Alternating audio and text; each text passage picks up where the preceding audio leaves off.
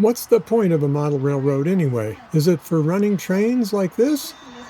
Or is it for switching cars like this? Hi, this is Burr Stewart, and welcome to part 158 of my continuing series of model railroad operations videos. Today, as you see, we ran some trains in both directions on the double-track section of the main line, but most of this video is going to be about the switching we did to deliver cars to their ultimate customer. We don't normally show that too much in these videos, but today we had some people over doing switching, and that's what I'm going to show you. Bang! So in this case, an M&S car was being delivered to a warehouse in South Seattle. Here, Seattle's Rainier Brewery was receiving delivery of 3 cars. But before we get into that, let's have a little fun with the so-called Hammerhead RS-3 model, which Bowser produced recently, and really doesn't belong in this railroad, but I just love the sound of the gurgling of the ALCO locomotives. And here we see it pulling a transfer run back from Stacy to Inner Bay through downtown Seattle along the waterfront.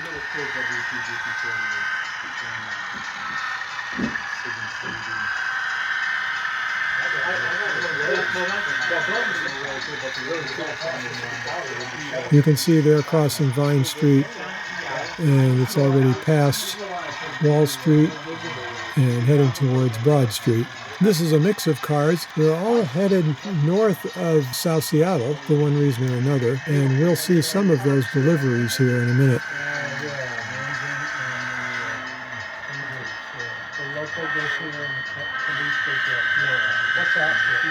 This engine was called the Hammerhead, obviously because it was a very odd shape. They had to make room in the front for a bunch of equipment. They wanted to use these engines for both passenger and freight trains, so they needed a steam generator and dynamic brakes and all kinds of stuff.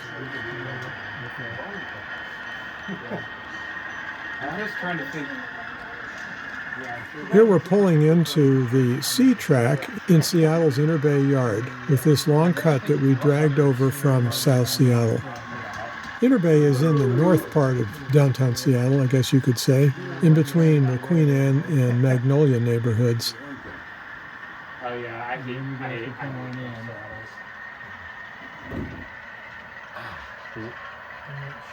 Part of the stuff we do, if you can just barely see I see what happened. And now that he's come to a stop, if you listen carefully, you'll hear him blast his horn one little short beep. Now, back in Everett, the international passenger train was arriving at the station there. Put your bell on 2. No, not 2. 1. And so it crossed over from the main to the siding in order to get right up against the platform. This is hauled by a is the international Amtrak E unit headed for Seattle. And behind the dancers, you can see a GN sand car, which came from Northwest Olivine up in the Concrete branch. More on that later. And this passenger train is making a station stop, having to decide where it wants to stop. Very good. There's that single blast again. So back in Inner Bay, the 2 blasts means that he's about to start up again, moving forward.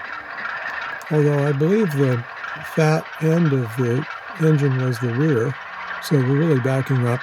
But that's a whole discussion we don't even want to get into about when is the front of the engine the rear of the engine, depending on where the train is with respect to the engine. Like I said, we don't even want to get into that discussion. That's the Drava Street overpass there.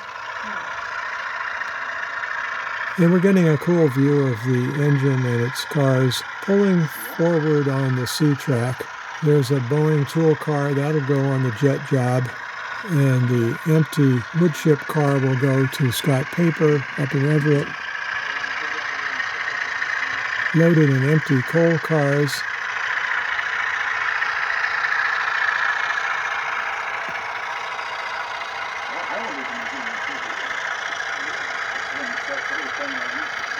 Back in the distance, you can see the engine terminal there.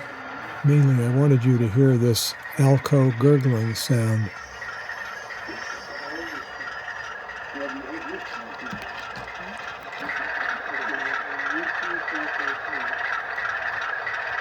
Isn't that cool?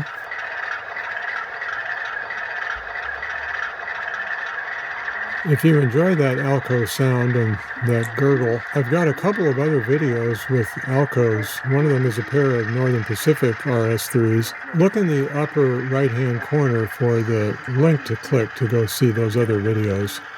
And also in the description below. Very nice.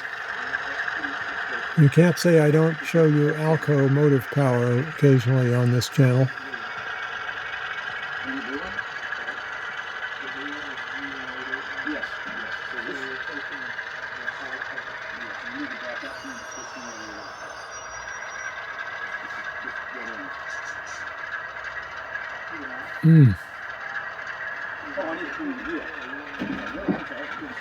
Let's go over and look at the other end of this engine one last time before we move on to switching. Very, very nice. All right, now we're going to explore some of the interesting things about switching. This is the Everett Delta Yard, and Dave has got a car to spot here.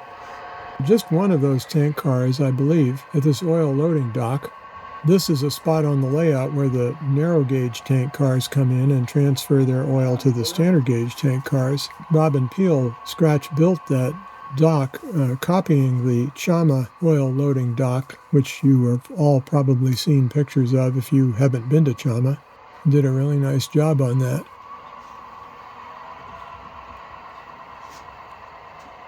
I mentioned earlier giving the railroad a sense of purpose. This oil dock gives us a double benefit of both a place for narrow gauge oil cars and standard gauge oil cars. Oh, you missed it. I was daydreaming. So we're going to come in here and pick up these two cars, move them a little bit, and then go back to Bayside. Bang! That was a perfect coupling job there. Didn't really jostle the oil or anything.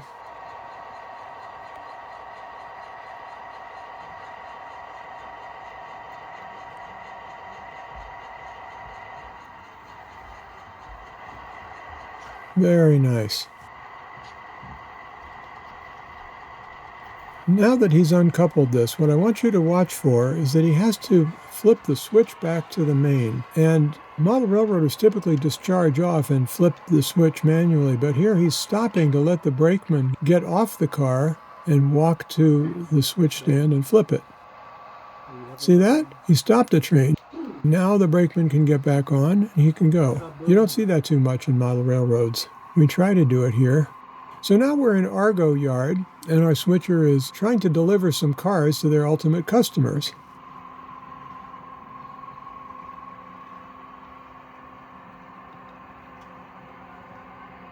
Bang!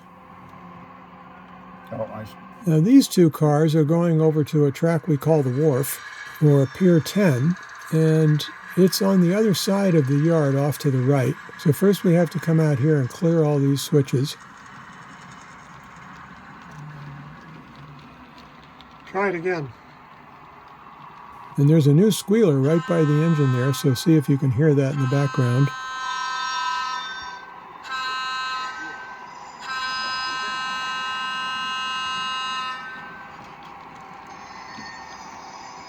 Of course, he's blowing for the grade crossing as well. Now see, there's a case where he didn't stop to let the brakeman get off. He just flipped that switch right away.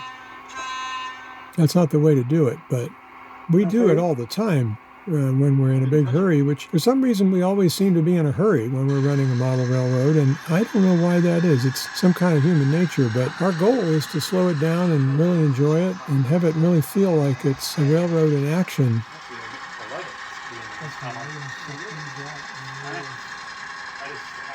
See, he flipped a switch down there too. He should have stopped the train and gotten out and flipped that. Now, in a normal operating session, this double track mainline would be under dispatcher control, and he would have had to get permission to cross over from main 2 that he's on now to main 1. In this case, we only had a handful of people in the room, so it wasn't a dispatcher control situation. He wasn't worried about some other train coming at him from the tunnel around to the right there.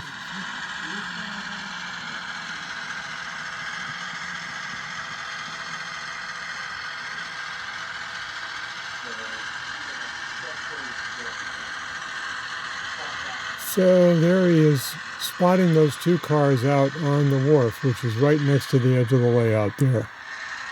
So that was a run of about 20 feet from one end of the yard to the other to make that delivery.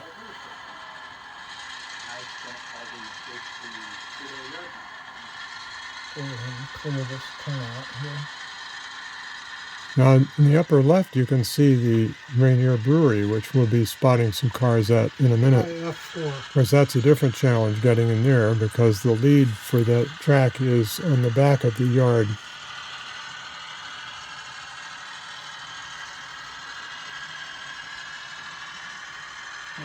But first, we have a boxcar to spot in the warehouse district.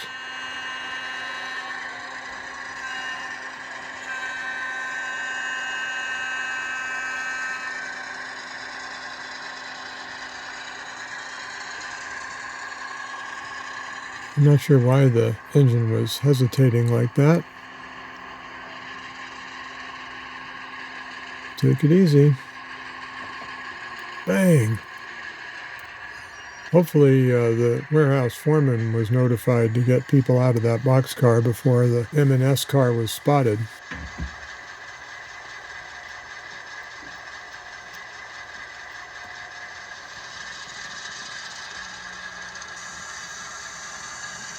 This Royal Brougham is one of the main streets down by the stadiums in downtown Seattle, where they just played the World Cup game and Belgium beat the United States.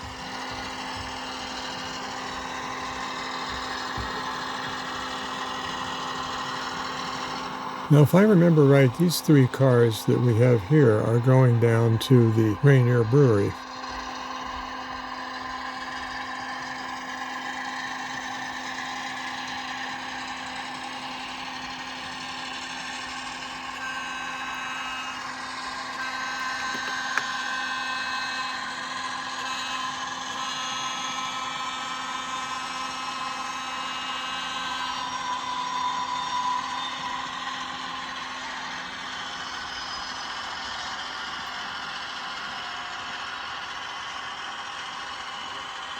Now, after a switchback maneuver, we went down the main line and then backed into the far track against the wall.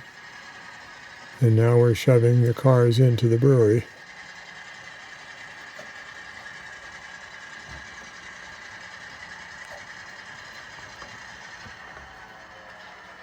I was hoping for a bang, but he stopped before that, which is actually even better, because that way they didn't have to disturb the loading going on in that final car.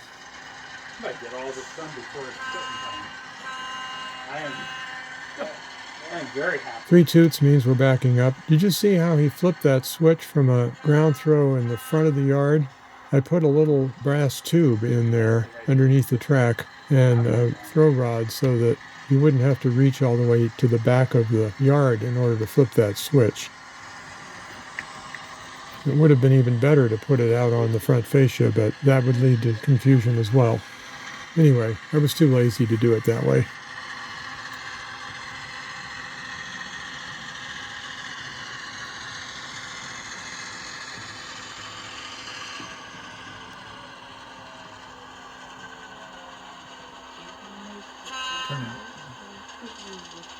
Now the brakeman needs to get out, go over there, flip that switch, get back on the engine.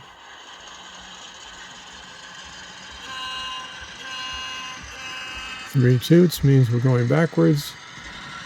This is the Seattle Intermodal Yard in the foreground where the Pacific Zip picks up and drops off cars.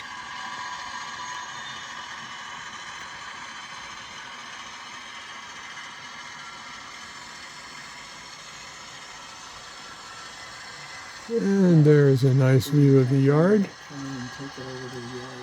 And the last track we have to work is this front track that has all the scrap gonds in it, and that's going to go even further to the right of the yard. I'll probably, at some point, if you're still working in Argo, I'm going to invade there with a big Now we're up interchange back at Royal Brougham again, but that's going in to pick up those cars to work down at the south end.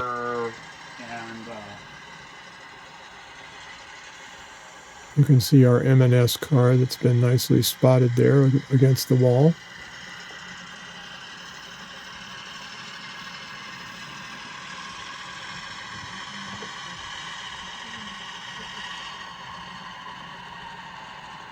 Here we go. Bang! A really good one. Do we come in on this track there? Yeah, come on there, and then throw. So that's going to go. Now, one way or the other, we have to get these cars onto the main line. You're good. We could have shoved this track back to the right and joined the main line there and done a switchback, or we could pull this way, and I think this is a better way to do it. Plus, this gives us a great view of the cars squiggling through the switches. Sounds like you derailed them. Oh. Isn't that fun? It sounded really good in place.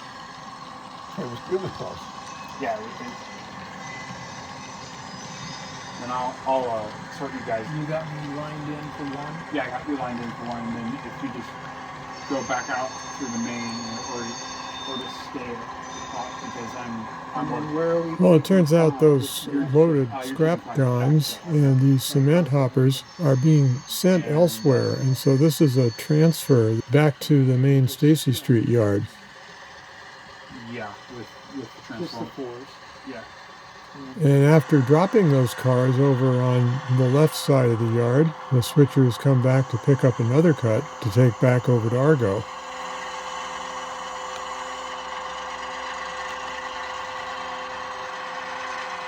And this is a good illustration of the fact that you need to line up couplers when you make a bang. So he pulled back and used a stick to hold the coupler in the right position so they could mate. This is very realistic. Bang! Because as has been pointed out by one of our viewers, on the real railroad, the switch crews have to constantly line up the couplers so that they'll hook up right.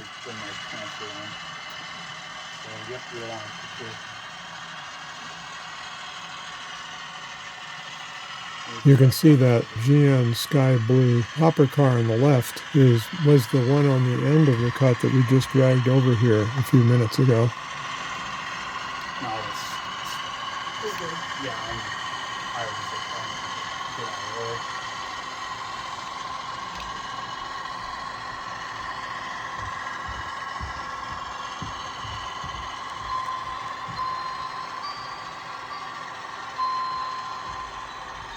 This Union Oil Depot is a replica of something on the Seattle waterfront that we'd like to spot tank cars at.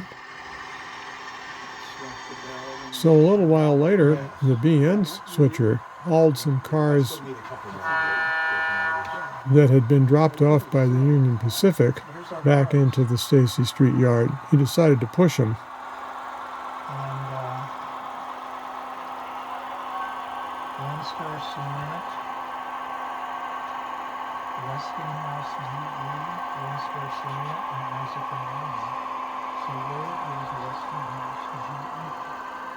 A nice example of 70s era cars there. Classic Milwaukee boxcar with the rib sides.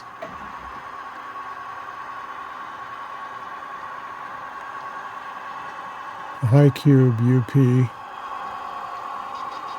A covered gondola for D&RGW. And my very favorite, Be Specific, Ship Union Pacific. What a great logo. I think they made that on 50-foot cars too, but this is a really cool looking 40-foot car.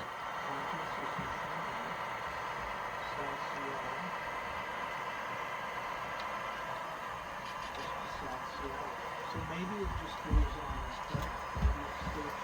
And with that transfer being made, the switcher is going to go back and look at his car cards and waybills and figure out what needs to be done next. So what I wanted to show you today was that you can have a lot of fun with a model railroad when it has destinations for spotting cars or picking up loaded cars for that matter. That just brings the railroad to life, gives it a sense of purpose, which you don't have if you're just running trains around in circles. So I hope you've enjoyed this, and you'll see many examples of other switching moves in many of the other episodes of this series, and stay tuned for more of same. For now, this is Burr Stewart, wishing you much fun with trains. Question, or statement.